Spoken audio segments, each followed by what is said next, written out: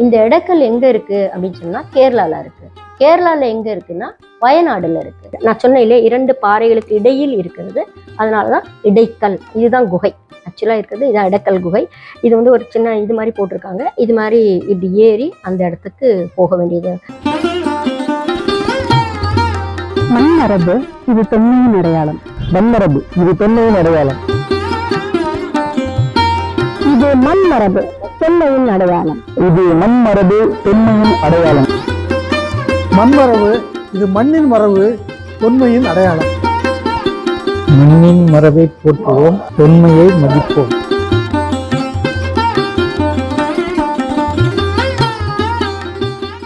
மண்மரபு நேயர்களுக்கு வணக்கம். நான் உங்கள் வசந்தி.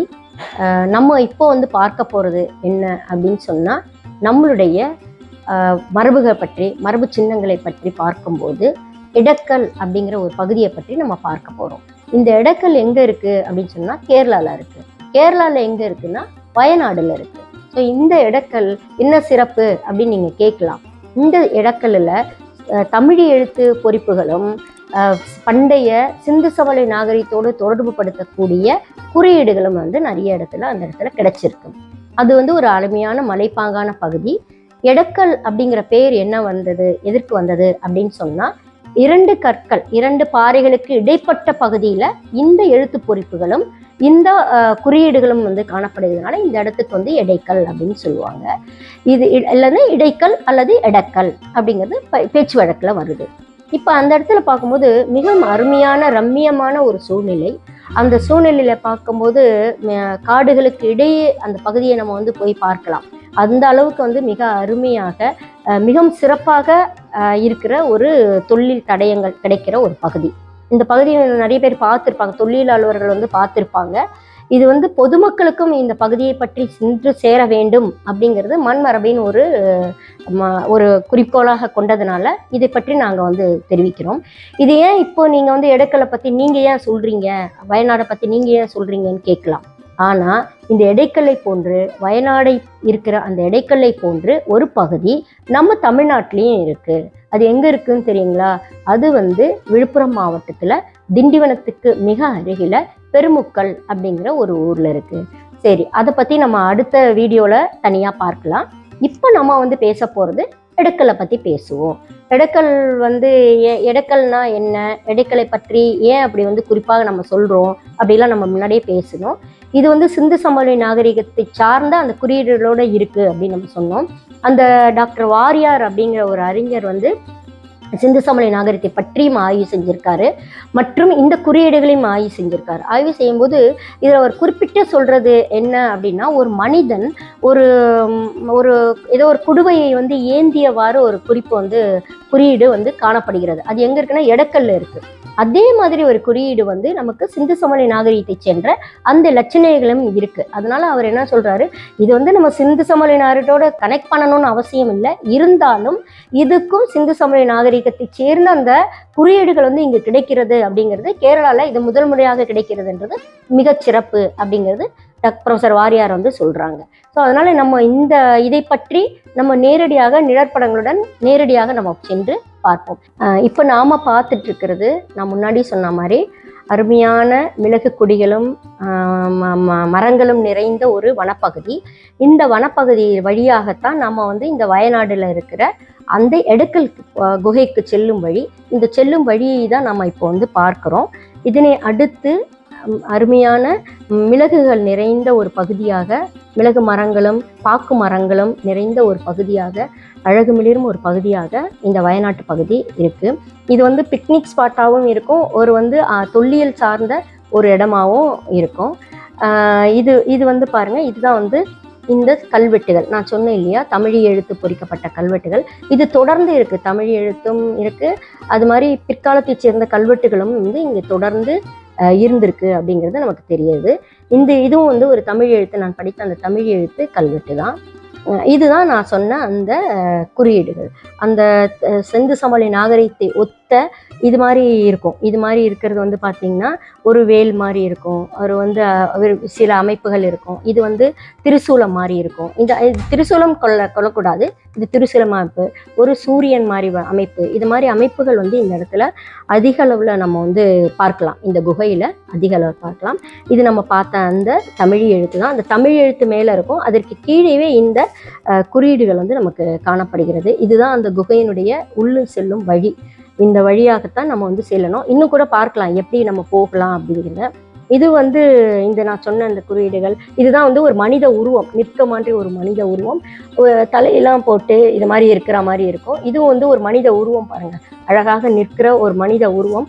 இதே மாதிரி அமைப்பு தான் வந்து நமக்கு இதுலேயும் கூட கிடைக்குது, நம்மளுடைய சிந்து சமவெளியில் இருக்கிற அந்த இதுலேயும் கிடைக்குது. இங்கே பாருங்க அழகழகான குறியீடுகள், ஒரு சின்ன கைவை அமைத்தது போன்ற இந்த மனிதன், ஒரு மனிதன் நிற்கிறான், அவனுடைய தலையெல்லாம் எப்படி போட்டிருக்காங்க, ஒரு ட்ரைபல் மேன் அதான் சொல்லுவாங்க இல்லையா, ஒரு பழங்குடி இனத்தை சேர்ந்தவர்கள் எப்படி நிற்கிற மாதிரியே ஒரு தோற்றம் வந்து இது நமக்கு இருக்குது.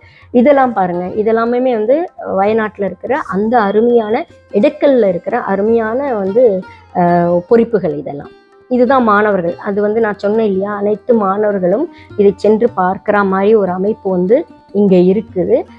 அனைவருமே இதை வந்து பார்க்கலாம். ரொம்ப சிறப்பான ஒரு பகுதியாக இருக்கும். கொஞ்சம் வெளிச்சம் குறைவாகவும் இருந்தாலும் இந்த மாதிரி வந்து பார்க்கறதுக்கு மிகவும் சிறப்பாக இருக்குது. இங்கே பாருங்கள், ஒரு சூரியன், ஒரு சக்கரம், இது மாதிரி வடிவமைப்புலாம் நம்ம என்னென்ன அறிய முடியல. ஏன்னா நிறைய இருக்குது, எல்லாத்தையுமே வந்து ஆராய்ச்சி செய்யணும்னா இந்த வாழ்நாளே போதாதுன்னு நினைக்கிறேன். இந்த மாதிரி ஒரு உருவம் இருக்குது. தொடர்ந்து இது வந்து ஒரு பாருங்கள், இது வந்து க்ளோஸ்அப்பில் இந்த உருவம் வந்து இதுதான் நான் சொன்னேன் இல்லைங்களா, ஒரு மனித உருவம் நிற்கிற மாதிரி இருக்குது. இது வந்து நீங்கள் பார்த்தீங்கன்னா இந்த தொல்பழங்காலத்தில் இருக்கிற அனைத்து உருவங்களுமே இந்த மாதிரி உருவங்களுக்கான உலகளாவிய அளவில் இதே மாதிரி உருவங்கள் வந்து தொல்பழங்காலத்தை சேர்ந்தவை வந்து நமக்கு கிடைக்கும். இது வந்து நமக்கு இடக்கல்லையும் நம்ம பார்க்கலாம். இது வந்து ஒரு நதி போகிற மாதிரி ஒரு உருவமோ ஏதோ ஒன்று போகிற மாதிரி இருக்குது. இது ஒன்றுமே ஆய்வுக்கு உட்படுத்தி செய்யணும், செஞ்சிட்ருக்காங்க. அந்த கேரளா இதோ நான் சொன்ன மாதிரி ஒரு மனித உருவம், அதனுடைய தலையில் வந்து பேயின்னு சொல்ல முடியாது, ஒரு தலையில் வந்து ஒரு அரசனாகவோ ஒரு கிரீடம் பொறித்த மாதிரியோ ஒரு இருக்குது, ஒரு கையை வந்து இப்படி பொறித்தின மாதிரி ஒரு உருவமாக இருக்குது. இந்த மாணவர்கள் வந்து இப்படி போகிறாங்க, எப்படி போகிறாங்க பாருங்கள். இது மாதிரி ஏறி போகிறதுக்கு இந்த மாதிரி ஒரு வழியில் வந்து இவங்க போகிற மாதிரி நமக்கு இருக்குது. மாணவிகளும் குழந்தைகளும் அனைவருமே இது வந்து சென்று பார்க்கக்கூடிய ஒரு இது. இந்த மாதிரி ஒரு மாணவிகள் வந்து மேலே ஏறி பார்க்குறாங்க. இது வந்து அதிலே பார்த்துட்டு இவங்க இறங்கிட்டு இருக்காங்க இந்த மாணவர்கள். அங்கே பாருங்கள், இது வந்து ஒரு குதிச்சு போகிற மாதிரி இருக்கும். இதுதான் குகை ஆக்சுவலாக இருக்கிறது, இதுதான் இடக்கல் குகை. இது வந்து ஒரு சின்ன இது மாதிரி போட்டிருக்காங்க. இது மாதிரி இப்படி ஏறி அந்த இடத்துக்கு போக வேண்டியது ஒரு சூழ்நிலையில் இருக்குது. இந்த இடத்துல தாண்டி இப்படி போகணும், அது அவர் குதிச்சு இறங்குறாரு பாருங்க. இதுதான் குகை. இதுதான் வந்து நான் சொன்ன இல்லையா, 2 பாறைகளுக்கு இடையில் இருக்கிறது, அதனால தான் இடைக்கல் அப்படிங்கிறது. அங்கே வந்து இடக்கல் அப்படின்னு ஒரு பெயர் வழங்குறாங்க. இதுதான் வந்து அருமையான நம்மளுடைய மிளகு. இந்த மிளகு தான் வந்து பார்த்திங்கன்னா கரி அப்படிங்கிறது நம்மளுடைய சங்க இலக்கியத்தில் கரி அப்படின்னு சொல்கிற ஒரு சொல்லாடலே மிளகுக்கு சொல்கிற ஒரு சொல்லாடல் தான். இந்த மிளகுக்காக தான் வந்து ரோமானியர்கள் வந்து தமிழகத்திற்கு வந்து தமிழகத்தில் வாணிகம் மேற்கொண்டு இந்த மிளகை வந்து அவங்க மூட்டை மூட்டையாக அவங்க ஊருக்கு கொண்டு போயிருக்காங்க. இதுக்கு சான்றாக வந்து நம்ம பார்க்கணும் அப்படின்னு சொன்னால் நம்மளுடைய ஒரு எழுத்து பொறிக்கப்பட்ட, அதாவது சங்க காலத்தை சேர்ந்த தமிழ் எழுத்து பொறிக்கப்பட்ட ஒரு பானை ஓடு நமக்கு பெர்னிக்கே அப்படிங்கிற இடத்துல கிடச்சிருக்கு. அது பெர்னிக்கே எங்கே இருக்குது அப்படின்னு சொன்னால் செங்கடல் பகுதியில் இருக்குது. உங்களுக்கு தெரியுமா இந்த பானை ஓடு வந்து எதில் கிடச்சிருக்கு தெரியுங்களா? அது ரோமானிய காலத்திய அவர்களுடைய பானை வகையான ஆம்போரா பானை வகையில் இது கிடச்சிருக்கு. ஸோ அதனால் ஆம்போரா பானை வகையில் கிடைத்த அந்த எழுத்து பொறிப்பு கொற்றப்புமான் அப்படிங்கிற ஒரு தமிழ் எழுத்து. இந்த தமிழ் எழுத்து கிடைத்த அந்த பானையில் பார்த்தீங்கன்னா, ஏன் நான் இதை பற்றி சொல்ல வரேன் அப்படின்னா, அங்கே வந்து ஒரு மிளகு மூட்டை, பெரிய மிளகு மூட்டை வந்து அங்கே எடுத்திருக்காங்க. அதுக்குள்ளே தான் இந்த எழுத்து பொறிக்கப்பட்ட பானையோடு கிடச்சிருக்கு. 2 பாருங்கள், ஒன்று தமிழ் எழுத்து வந்து தமிழ், ஆனால் அது எழுதின அந்த கண்டெய்னர், அந்த பானை எந்ததுன்னா ரோம் நாட்டை சேர்ந்தது அப்படிங்கிறது இதன் மூலம் பதிவு பண்ணலாம். ஸோ இங்கே பாருங்கள், நம்மளுடைய இந்த மிளகுக்காக மிளகு பகுதி, எப்படி மிளகு கொடிகள், இது எல்லாமே வந்து இந்த பகுதி மிக அருமையான இயற்கை சூழலில் அமைந்த ஒரு இதாக இருக்குது. இதுதான் அது போகிற ஒரு பாதை, அருமையான பாதை. இதெல்லாம் வந்து பக்கத்தில் இருக்கிற அந்த செடி கொடிகள் அதெல்லாம் பார்க்கும்போது மிகவும் இயற்கையாக இருக்கும். இது அந்த பகுதியில் இருக்கிற மாணவ செல்வங்கள். இவங்க வந்து எங்கே பார்க்க வராங்கன்னா அவங்க எல்லாருக்குமே இதை பற்றி அருமையாக தெரியுது, நல்லா சொல்கிறாங்க. இந்த மாணவர்கள் அந்த பாருங்க இவங்கெல்லாம் வந்து அருமையாக சொல்கிறாங்க. எங்களை ஃபோட்டோ எடுத்துக்கோங்க அப்படின்ட்டு அவங்க கேட்டாங்க. ஏன்னா அவங்க இடக்கல்ல இருக்கிறோம் அப்படிங்கிறத அவங்க ரொம்ப பெருமையாக நினைக்கிறாங்க. அது நினைக்கும் போது எனக்கு மிகவும் சிறப்பாக இருக்குது. இதே மாதிரி நம்ம பெருமக்கள் பக்கத்தில் இருக்கிறவங்களும் பெருமக்களுக்கும் அனைவரும் போய் பார்க்கணும், அதோடைய சிறப்பை வந்து நம்ம பார்க்கணும் அப்படிங்கிறது என்னுடைய ஆவால். நம்ம இப்போ பார்த்தோம் எடக்கல். இந்த எடக்கல்ல வந்து நீங்கள் அனைவரும் போய் பார்க்கணும், நேரடியாக சென்று பார்க்க வேண்டும். இது நேரடியாக நீங்கள் சென்று பார்க்க வேண்டும் என்ற ஒரு குறிக்கோளில் தான் இந்த மண் மரபு வந்து இது உங்களுக்கு வந்து கொடுக்குறோம். இது பார்க்கும்போது நீங்கள் வந்து எங்களுடைய சேனலை வந்து சப்ஸ்கிரைப் பண்ணுங்கள், லைக் பண்ணுங்கள், எல்லாமே பண்ணுங்கள்.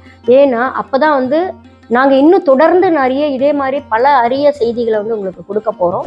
அப்போ எங்களோட நீங்கள் தொடர்ந்து பயணம் செய்தால் தான் நீங்கள் வந்து இதெல்லாம் வந்து பார்க்கறதுக்கு அரிதாக இருக்கும். கண்டிப்பாக எல்லாரும் எடக்கல்ல போய் பார்க்கணும் அப்படிங்கிறது எங்களுடைய விருப்பம். நன்றி, வணக்கம்.